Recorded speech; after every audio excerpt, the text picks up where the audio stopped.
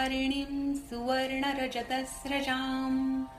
चन्द्रां हिरण्मयीं लक्ष्मीं जातवेदो म आवह ताम् आवह जातवेदो लक्ष्मीमनपगामिनीं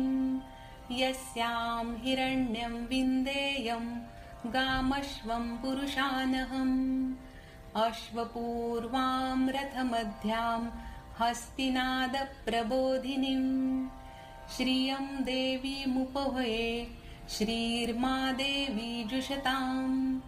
कांसोऽस्मितां हिरण्यप्राकाराम् आर्द्रां ज्वलन्तीं तृप्तां तर्पयन्तीं